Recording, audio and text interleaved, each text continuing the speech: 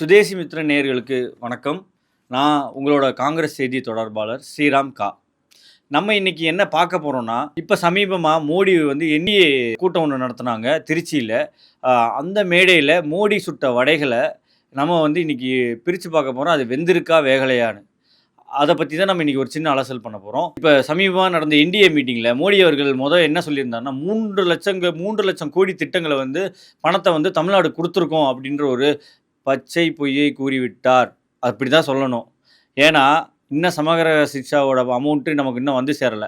அவரோட இதுவரை உலகம் சுத்துன செலவே வந்து 891,00,00,000 அதுல இது வந்து என்ன அமௌண்ட்னா, சமகர சிக்ஷா நமக்கு குடுக்க வேண்டிய 2000 சில்லற கோடியில பாதி. கிட்டத்தட்ட பாதி அமௌண்ட்டு. அவர் ஊர் சுத்தாம இருந்தா இன்னைக்கு 10,000 பிள்ளைங்க படிச்சிருக்கும். அத விட்டுருங்க. இந்த 3,00,000 கோடி என்னவா இருக்கும்? என்ன? அவர் என்ன பணமா நமக்கு எப்படி குடுத்தாரு? அப்படிலாம் அவர் குடுக்கல. அதாவது என்னன்னா 3,00,000 கோடி ஜிஎஸ்டி பகிர்வு, அ இப்போ முந்தைய காலகட்டத்தில வர வேண்டிய பணம், இந்த மாதிரியான ஒரு நம்பர்ஸ் தான் இந்த டோட்டலா அவர் ஃபிகர் பண்ணி, தான் வந்து இந்த தமிழ்நாடு நலத்துக்காக வந்து 3,00,000 கோடி குடுத்ததா வந்து ஒரு பச்சை கபட நாடகம் ஆடிவிட்டார். அப்படிதான் சொல்லணும். இது புதிதல்ல மோடியின் பொய்களுக்கு. அவர் அடுத்து வந்து தமிழ்நாடுக்கு அவர் வந்திருந்தது வந்து அரசு ரீதியான 5,00,000 5,000 சில்லற கோடிகளுக்கான வளர்ச்சி திட்டங்கள்னு சொல்லி அத திறப்பு வைக்க அடிக்கல் நாட்டவும், திறப்பு விழா பண்றதுக்கு தான் வந்திருந்தாரு. பட் ஆனா அதெல்லாம் எக்ஸிஸ்டிங் தமிழ்நாடு ஸ்டேட் கவர்மெண்ட்டோட ஜாயிண்ட் ப்ராஜெக்ட்ஸ் அதெல்லாம். ஸோ அதெல்லாம் வந்து தன்னுடைய மத்திய அரசு வந்து தமிழ்நாடுக்கு கொண்டு வந்த திட்டங்கள்ன்ற மாரி அவர் வந்து அந்த மேடையில பேசியிருப்பாரு. ஆனா வந்து எப்பயோ வந்து அடிக்கல் நாட்டிட்டு போன இன்ன மதுரை எய்ம்ஸோட திறப்பு விழாவ அவர் இந்த தடவையும் வந்து பண்ணாம போயிட்டாருன்றது தான் என்னோட வருத்தம். ஏன் அது தமிழ்நாடோட எய்ம்ஸ் மதுரையில தொடங்கப்பட்ட எய்ம்ஸோட திறப்பு விழா ஏன் இன்னும் பண்ணல மோடி அவர்களே? அதுக்கு அந்த ஒரு சின்ன அந்த ஒரு கேள்விக்கான பதில் இன்னும் உங்கள்ட்ட இருந்து வரலையே. நீங்க எத்தனையோ திட்டங்கள் கொண்டு வாங்க. எத்தனையோ திட்டங்களுக்கு அடிக்கல் நாட்டுங்க. எல்லாமே அடிக்கல் நாட்டுன அளவுல தானே இருக்கு. அதுக்கு மொ மொ ஒரு பானை சோதுக்கு ஒரு சோறு பதம் அப்படின்றத வந்து இந்த மதுரை எய்ம்ஸ் சொல்லிடுதே தமிழ்நாட்டு மக்களுக்கு. தமிழ்நாடு மக்கள் வந்து அவ்வளோ பெரிய நீங்க வட இந்தியா மாரி மக்கள் வந்து எல்லாத்தையும் நம்பிடக்கூடிய மக்கள் கிடையாது. தமிழ்நாடு மக்களுக்கு உண்மை என்னன்னு தெரியும். அவங்க எந்த ஒரு விஷயத்தையும் அலசி ஆராயக்கூடிய தன்மை உள்ளவங்க. தமிழ்நாட்டுல நடக்கிறது வந்து குடும்ப ஆட்சின்னு அவரு வழக்கம் போல அதாவது வடிவேல் காமெடியில ஒண்ணு சொல்லுவாங்கல்ல. ஒரு வடிவேல் காமெடியில வரும். முருகேசா அது கண்ணாடி முருகேசா அப்படின்ற மாரி. அது மாரி குடும்ப ஆட்சின்னு ஒரு விமர்சனத்த வச்சிருப்பாரு.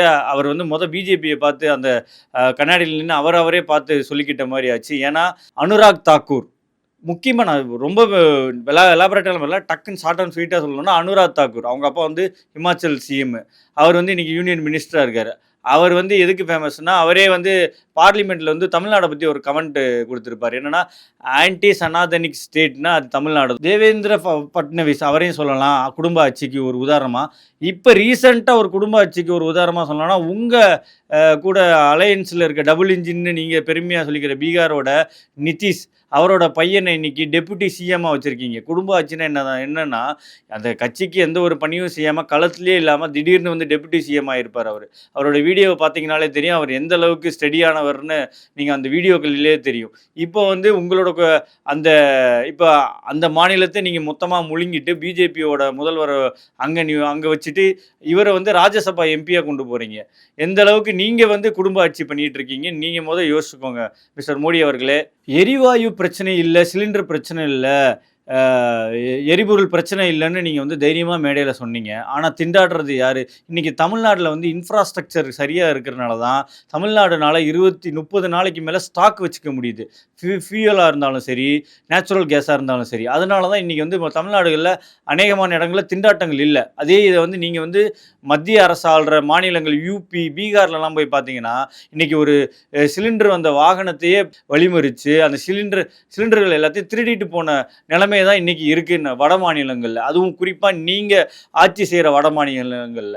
பார்த்துக்கங்க. அப்ப தமிழ்நாடு வந்து எந்த அளவு வந்து தொலைநோக்கு திட்டங்களோட செயல்படுதுன்னு. நீங்க இங்க வந்து ஃபியூயல் பிரச்சனை இல்ல, இது பிரச்சனை இல்ல. அத நாங்க பார்த்துக்கிறோம். நீங்க சர்வதேச உங்களோட பாலிசிய மேம்படுத்தி, நீங்க வந்து இந்த மாரியான ஒரு தீர்வுகள வந்து மக்களுக்கு சீக்கிரமா கொண்டு வாங்க. ஏன்னா, இங்க வந்து திண்டாட்டங்கள் வந்து தமிழ்நாடுல இல்ல, வட மாநிலங்கள் தான் அதிகமா இருக்கு. நீங்க அத சரி செய்ய பாருங்க.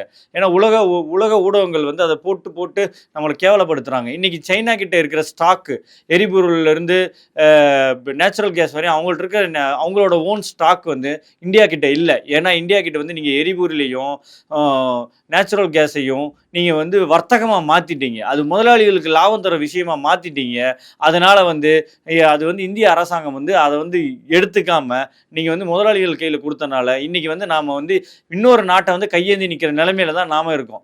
நமக்கு தேவையான எரிபொருளையோ நமக்கு தேவையான நேச்சுரல் கேஸையோ நம்மளே வந்து ப்ரொடக்ஷன் பண்ணக்கூடிய நிலைமை நம்மகிட்ட இன்றைக்கி இல்லை. அதுக்கு வந்து உங்களால் மோசமான உங்கள் ஆட்சி நிலைமையும் உங்களோட வெளியுறவு கொள்கையும் தான் காரணம். இறுதியாக நான் தமிழக மக்களுக்கு என்ன தாழ்மையோடு வேண்டி விரும்பி கேட்டுக்கிறேன்னா, வரப்போகிற சட்டமன்ற தேர்தலில் இந்த மாதிரி சாட்டையை தூக்குறவங்களோ இல்லை சாட்டையை சுழற்றுறவங்களோ இல்லாட்டி இந்த மாதிரி பொய்யான வாக்குகளை கொடுக்குறவங்களோ அவங்க கூட கூட்டணி இருக்கிறவங்களோ இல்லாட்டி அவங்க கூட கூட்டணி இனிமேல் சேர போகிறவங்களோ நம்பி பொய்யான வாக்குகளையோ இல்லாட்டி அவங்க பொய்யான அஜெண்டாக்களையோ நம்பி நாம் ஏமாந்து விடக்கூடாது. நாம் எப்பயும் போல விழிப்புணர்வாக இருந்து நமக்கு தேவையான நம்ம கூட நிற்கிற அந்த கட்சிகளையும் அந்த கொள்கைக்கும் தான் நம்ம என்றைக்கும் பின்னாடி நிற்கணும் அப்படின்றத நான் தாழ்மையோடு கேட்டுக்கொள்கிறேன்.